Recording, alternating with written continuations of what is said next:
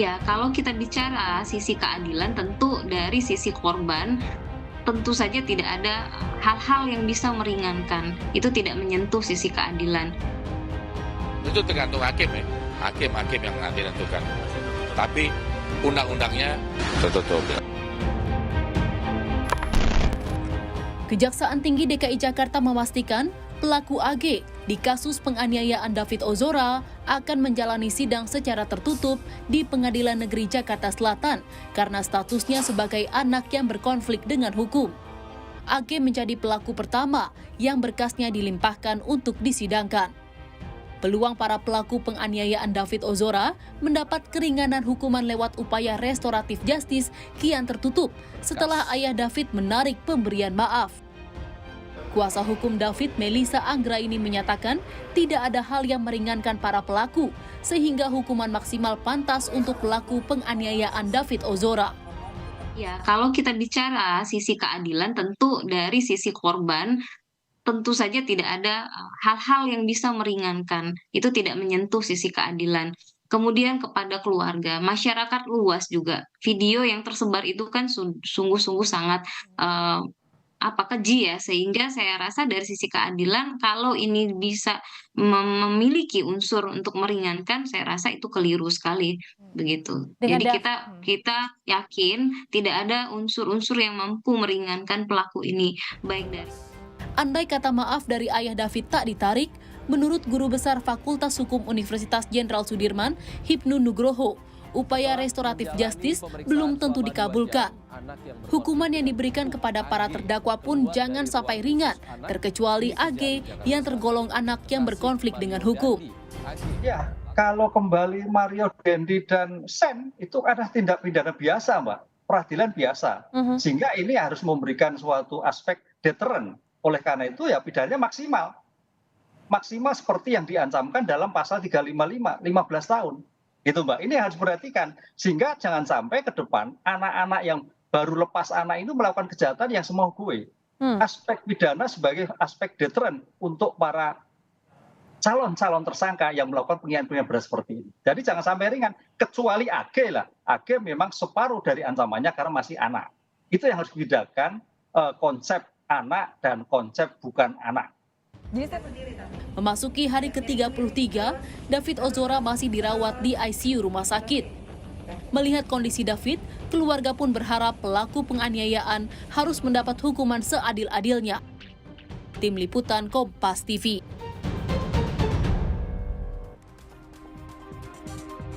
Sidang kekasih Mario Dandi yaitu AG akan digelar pada 29 Maret mendatang dan sidang ini pun digelar secara tertutup. Kita perbincangkan bersama dengan Humas PN Jakarta Selatan yang telah hadir bersama kami di Kompas Malam, Pak Juyamto. Selamat malam Pak Juyamto, salam sehat. Selamat malam Mas. Berarti ini sudah fix ya jadwalnya, ini akan dilaksanakan pada 29 Maret, Rabu 29 Maret secara tertutup, Pak Juyamto. Baik, sebelumnya saya sampaikan ikut prihatin terhadap apa yang dialami David, dan kami berdoa semoga cepat diberikan kesembuhan. Amin. Ya. Yang selanjutnya menjawab pertanyaan dari Mas reporter tadi bahwa ada yang perlu kami luruskan bahwa tanggal 29 Maret itu bukan jadwal sidang yang pertama. Baik. Namun adalah penetapan untuk musyawarah diversi yang pertama. Jadi kami jelaskan bahwa sesuai dengan ketentuan Undang-Undang Sistem Peradilan Pidana Anak, ketika perkara anak dilimpahkan ke pengadilan, kemudian ketua pengadilan menunjuk hakim, kemudian hakim yang bersangkutan setelah ditunjuk menentukan bisa tidaknya dilakukan diversi. Dan di situ kan ada ketentuan wajib di pasal 52 Undang-Undang SPPA itu. Nah, kemudian kemarin setelah ditunjuk, kebetulan yang menangani perkara ini adalah ketua pengadilan sendiri, sudah menetapkan tanggal 29 Maret itu untuk jadwal pertama dilaksanakannya musyawarah diversi. Nah, adapun diversi nanti apakah berhasil atau tidak, itu kan nanti setelah tanggal 29. Apabila nanti diversi berhasil, itu tidak dilanjutkan ke persidangan. Tapi kalau diversinya gagal, atau diversi berhasil tapi ternyata kesepakatan diversi tidak dilaksanakan, maka akan diteruskan ke tahap pemeriksaan persidangan.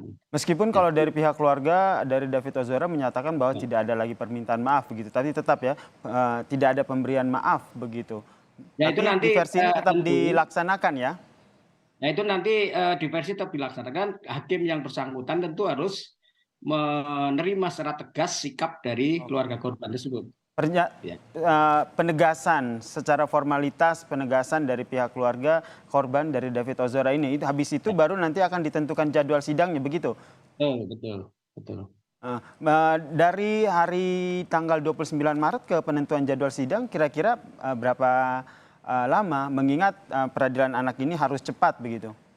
Nah, itu nanti ketua pengadilan yang memeriksa perkara ini dalam konteks sebagai hakim tunggal tentu akan menentukan sikap sesuai dengan ketentuan Undang-Undang SPPA, Mas. Baik, berarti kita masih menunggu ya setelah tanggal 29 Maret ini ya Pak Juyamto ya. Kemudian kalau keluarga kan di satu sisi ingin bahwa proses hukum ini terbuka dan adil. Nah, dengan jalannya terkait dengan tertutup, apakah ini bisa menjamin harapan keluarga ini? Baik.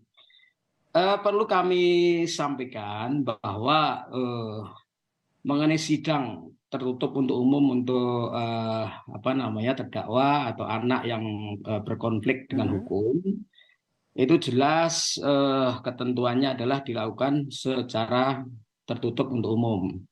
Kami ingatkan bahwa kita sebagai negara telah meratifikasi konvensi hak-hak anak, Covenant on the Right of the Child itu kan, dengan melalui Kepres tahun 90. Artinya setelah itu kemudian kita harus menghormati memberikan perlindungan khusus terhadap anak-anak yang berhadapan hukum dalam konteks sistem peradilan pidana. Karena di sana ada kepentingan masa depan, kelangsungan hidup, dan tumbuh kembang anak. Dan itu kemudian di dalam Undang-Undang SPPA kan ada 11 azas yang melatar belakangi bagaimana anak-anak itu ketika berhadapan dengan hukum, ada 11 azas. Di antaranya juga diterjemahkan selanjutnya menjadi dasar hukum pasal 54 yang mewajibkan hakim memeriksa perkara anak itu dengan sidang tertutup umum. Dan kita ingat jauh sebelum kita meratifikasi hukum acara pidana kita, Undang-Undang 0881 di pasal 153 ayat 3 KUHP, itu di sana juga sudah kita tegaskan perlindungan terhadap anak-anak ini, bahwa sidang kan pada umumnya dilakukan secara terbuka, kecuali untuk tindak pidana kesusilaan dan terdakwanya anak-anak. Berarti memang Pak Juyamto, itu berarti nanti teknisnya itu seperti apa dalam sidang tertutup ini? Siapa saja yang boleh hadir, kemudian pada saat penyajikan nanti? Ya, saya tambahin sedikit, Mas. Selain pasal 54, sebenarnya kan pasal 153 ayat 3 KUHP tadi, kemudian pasal 3 huruf H Undang-Undang Sistem Peradilan Pidana Anak, kemudian pasal 17 ayat 1 Undang-Undang Perlindungan Anak, kemudian pasal 64 butir H untuk pasal 59 ayat 2 huruf B Undang-Undang Perlindungan Anak tahun nomor 35 tahun 2014. Di sana jelas itu bagaimana sidang untuk perkara tindak pidana anak harus dilakukan secara tertutup. Baik, berarti nanti teknisnya seperti apa? Ya, itu pertanyaan yang sangat bagus. Artinya di lain sisi undang-undang hukum acara menghendaki dan mewajibkan sidang dilakukan secara tertutup. Di satu sisi dari keluarga korban maupun dari publik barangkali menghendaki adanya transparansi proses persidangan, kan begitu. Betul. Sebenarnya dalam konteks sidang yang tertutup untuk umum, itu kan di sana kan ada hakimnya, kemudian ada panitera penggantinya, kemudian ada jaksa penuntut umumnya, kemudian wajib hadir anak sebagai anak berkonflik dengan hukum, didampingi orang tuanya, wajib itu. Didampingi dengan penasihat hukumnya, wajib juga. Kemudian dari pembimbing kemasyarakatan, wajib juga. Jadi kehadiran mereka itu Keluarga wajib. korban bisa hadir berhadapan dengan Bisa. Oke. Bisa. Bisa hadir ya, Pak ya? Ya.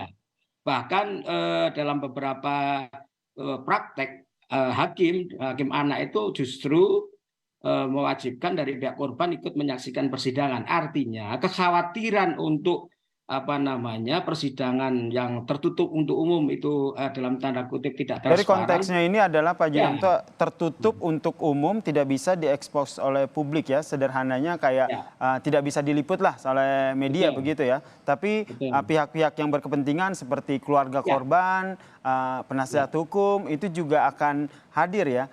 Kemudian nanti pada saat pemeriksaan saksi ataupun korban, AG nanti dihadirkan secara langsung atau seperti apa dalam sidang tertutup ini, Pak? Ya, sesuai dengan syarat berlakunya sidang yang tertutup untuk umum tersebut, tentu baik pemeriksaan saksi-saksi, kemudian bukti-bukti lainnya tentu dilakukan secara tertutup juga.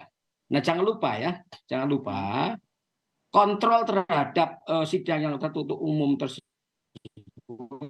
pada saat pembacaan putusan itu harus dilakukan secara terbuka.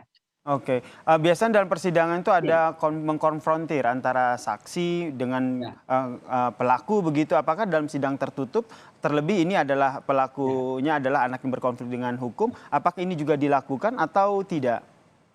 Sama untuk acara pembuktian, nanti kan keterangan saksi, nanti dimintakan tanggapan dari terdakwa itu sendiri. Dalam hal ini anak atau korban sendiri kan didengar keterangannya di persidangan, kan begitu. Dari keluarga korban juga didengar keterangannya di persidangan, nanti juga ditanyakan tanggapan daripada terdakwa itu sendiri. Baik, terakhir penegasan berarti kekhawatiran keluarga korban bahwa dengan adanya sidang tertutup ini tidak ada transparansi dan juga tidak ada keadilan di sana terbantahkan ya? Tidak perlu khawatir ya begitu ya Pak Juyamto ya? Tidak perlu khawatir, nanti di dalam putusan itu kan dibacakan terbuka untuk umum, itu kan pasti di dalamnya putusan itu kan dari berita acara dan kemudian acara pembuktian, keterangan saksi dan sebagainya, pertimbangan itu kan bisa dilihat itu apakah di sana ada hal-hal yang dikhawatirkan atau tidak, nanti bisa dilihat, bisa dikontrol oleh publik nanti. Dan PN Jakarta Selatan pasti akan concern dalam hal ini untuk memperhatikan apa yang dikehendaki oleh masyarakat kita agar pemeriksaan ini berjalan secara transparan dan akuntabel. Baik, kita nantikan seperti apa proses peradilan ini akan berlangsung. Terima kasih Humas PN Jakarta Selatan Pak Juyamto telah bergabung bersama kami di Kompas Malam. Salam sehat Pak. Salam sehat Mas.